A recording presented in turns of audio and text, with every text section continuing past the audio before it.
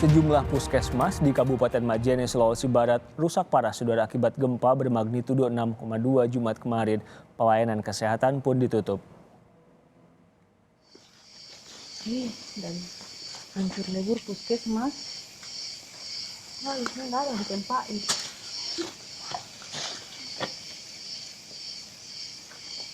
Salah satu bangunan yang rusak parah adalah Puskesmas Ulumanda. Bangunan puskesmas di pedalaman Kabupaten Majene ini ambruk rata dengan tanah. Selain Puskesmas Ulumanda, ada puskesmas lain yaitu Puskesmas Salu Tambu dan Puskesmas Malunda yang juga rusak parah di hampir seluruh bagian bangunan. Untuk sementara warga di 3 kecamatan itu hanya mengandalkan rumah sakit lapangan di posko pengungsian dekat Bukit Tinggi, Kecamatan Malunda.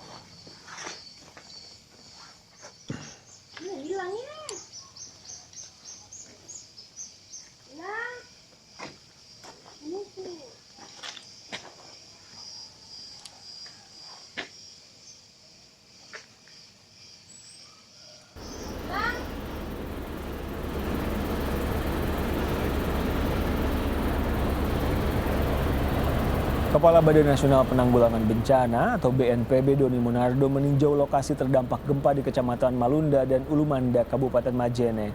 Doni menggunakan helikopter selama 17 menit dari Mamuju menuju Kabupaten Majene.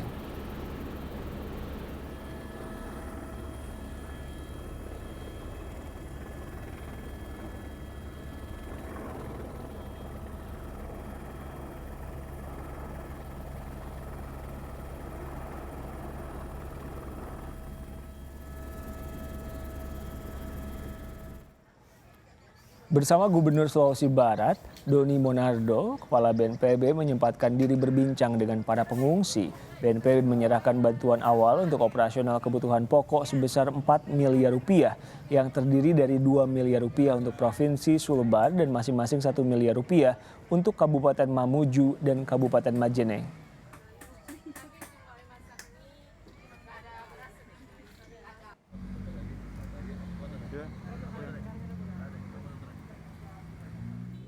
Pertama, saya ingin menjelaskan bahwa kehadiran saya kemarin sore bersama dengan Menteri Sosial Ibu Risma adalah perintah Presiden untuk memberikan dukungan kepada pemerintah Provinsi Sulawesi Barat yang terdampak gempa dan juga memastikan bahwa penanganan terhadap korban, baik itu korban yang luka berat dan juga yang wafat, ya, mendapatkan dukungan dan perhatian yang cukup dari pemerintah.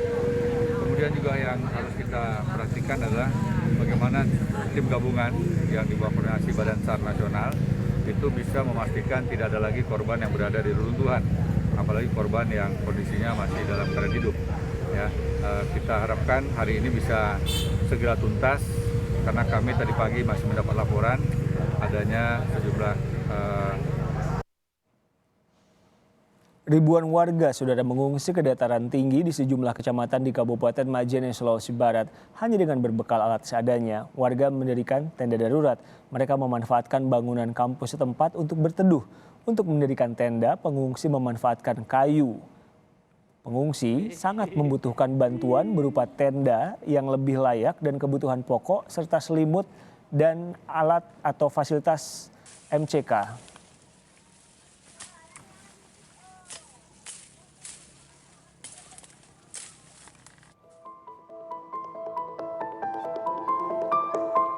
Tidur dalam kondisi tenda yang tergenang air akibat curah hujan yang tinggi, sejumlah pengungsi mulai terserang penyakit seperti diare dan demam. Sementara di titik pengungsian ini tidak ada posko kesehatan. Tak hanya terserang penyakit, sebagian besar pengungsi juga mulai kekurangan bahan makanan, terutama banyak bayi yang kekurangan susu. Warga mengatakan masih akan terus bertahan di tenda pengungsian hingga ada himbauan dari pemerintah. Mereka berharap ada bantuan makanan maupun perlengkapan bayi yang sangat mereka butuhkan saat ini. Air dibawa sini, Pak. Oh, tergenang ya? Iya, tergenang. Tapi tetap di sini aja? Iya, Kalau anaknya sekarang yang sakit itu dibawa ke mana? ke sana ke rumah dulu, Pak. Di rumah dulu? Iya. Itu sementara? Bersiap-siap lagi mau kembali ke sini. Oh. Nggak ada posko kesehatan sini ya? Nggak ada. Harapannya Bu sama pemerintah? Ya, supaya secepatnya ada bantuan, Pak. Oh, berupa apa itu? Semacam bayi, popok, susu, makanan terutama. Akibat gempa, puluhan warga yang mengalami luka ringan dirawat di rumah sakit darurat di wilayah Kecamatan Malunda. Pemerintah Majene telah menyiagakan 10 titik pengungsian. Sepanjang hari Jumat tidak kurang dari 2.000 warga Majene yang mengungsi. Edwin Arwan Pitu, Kompas TV, Majene, Sulawesi Barat. Mari bergabung dengan jurnalis Kompas TV Sudin Samsudin di Kabupaten Majene, Sulawesi Barat. Sudin, dari siang tadi Anda berpindah ke satu lokasi pengungsian dan ke tempat lain. Anda sekarang ada di mana? Gambarkan kondisi warga korban gempa. Ya, sampai hari ini Riko dan juga saudara, saya sekarang berada di Kelurahan Ranggas, Kecamatan Banggai, Kabupaten Majene, Sulawesi Barat. Nah, tempat saya berada di sini ini adalah pengungsi terbesar yang ada di Kabupaten Majene sendiri. Ini di belakang saya ini ada sedikitnya 2.000 warga yang mengungsi di sini. Mereka rata-rata rumahnya berada di pesisir Kecamatan Banggai, tepatnya mereka berada di pesisir pantai.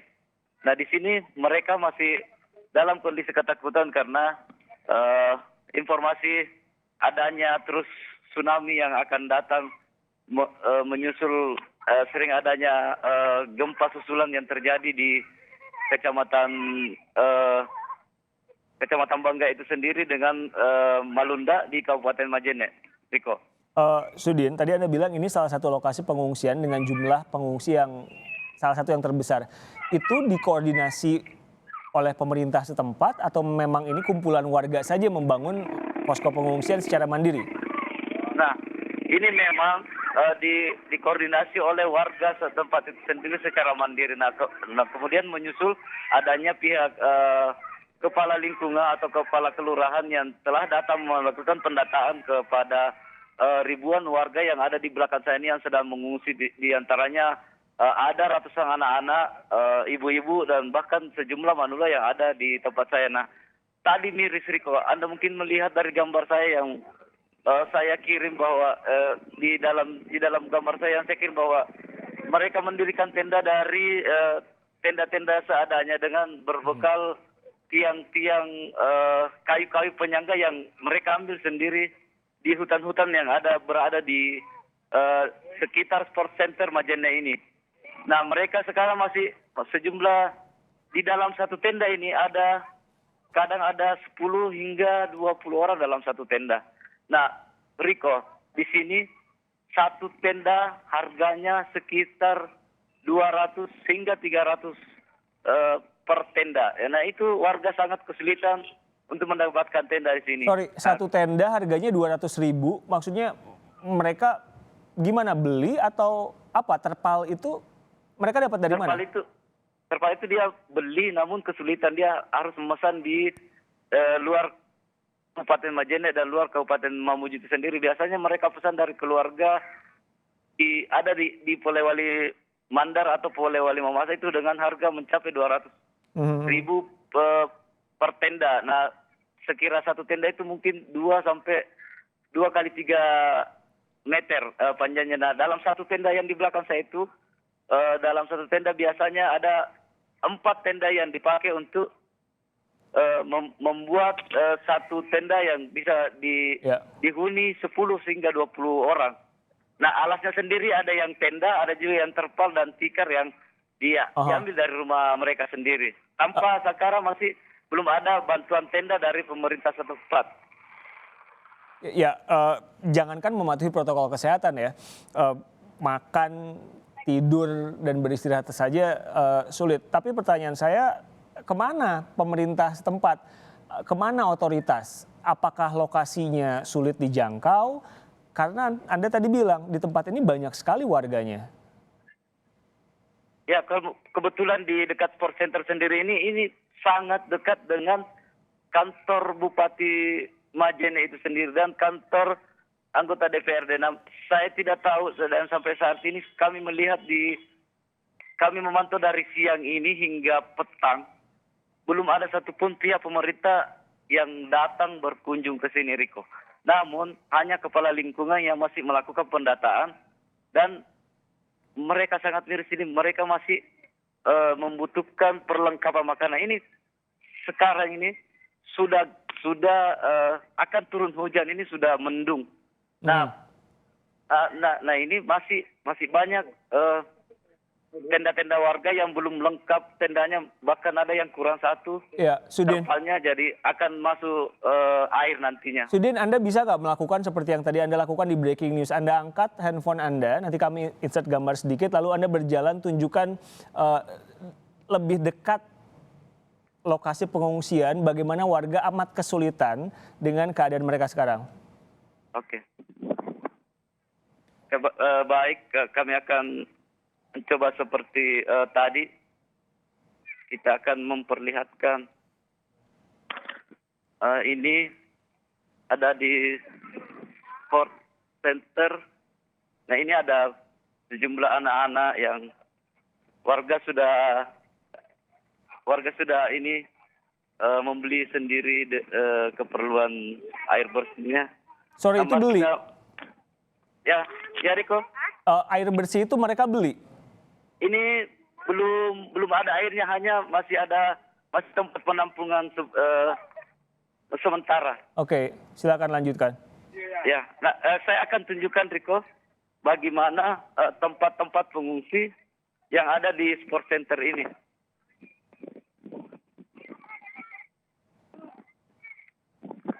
Ini tenda yang ada 4. Lebih banyak. Izin Ibu. Ibu. Mari kita coba lihat di dalam tenda sendiri. Ini ada beberapa ibu-ibu di dalamnya. Ibu lagi apa, Ibu? Oh, kasih makan anak. Oh, Ibu bisa bincang-bincang sedikit, Bu. Ibu namanya siapa, Bu? Oh, Ibu kasih keras Bu. Ibu Mastia ya.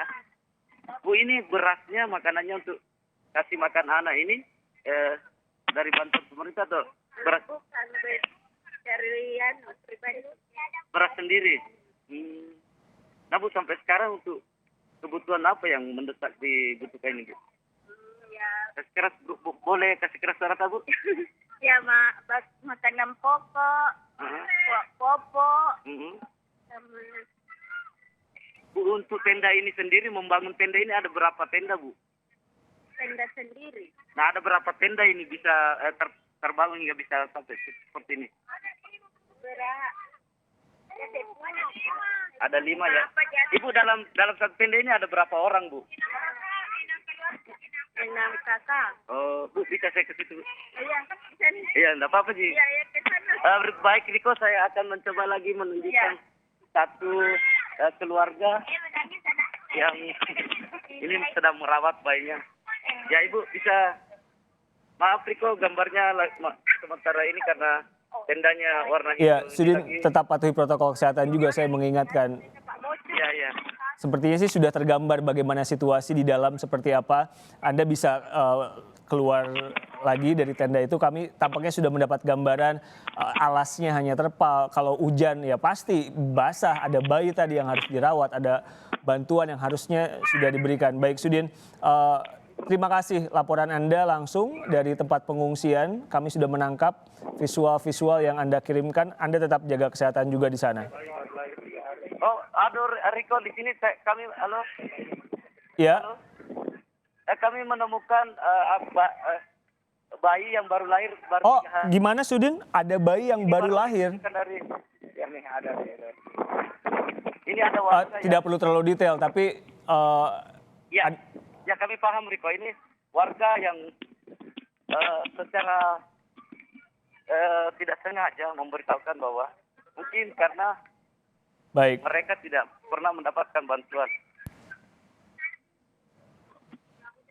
Ini Pak warga. Baik, Sudin.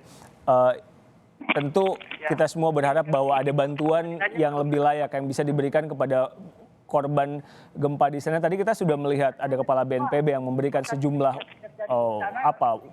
uang dan bantuan. Pak, ini melahirkan di tenda. Di mana? Setelah ada gempa. Oke. Oh, pas melahirkannya ini pas gempa. Gempa lari sudah mengungsi orang. Jadi pas lahir bayinya gempa. Satu hari. Satu hari. Ya, Jadi Baik. melahirkannya di mana, Pak? di rumah di puskesmas. Kembali ke rumah Ah. terjadi gempa, orang lari. Nah sekarang setelah melahirkan itu sudah mendapatkan perawatan medis, Pak? Ya sudah. Oh sudah ya. Oke. Pak, bagaimana dengan bantuan susu bayinya? Sampai saat ini belum ada. Belum ada ya. Baik. Oke baik Riko, tadi kita mendengarkan pendapat Baik, Sudin. orang tua, Abah. Ya. Kami sudah bisa menangkap apa yang coba ingin Anda gambarkan. Banyak hal yang memang mesti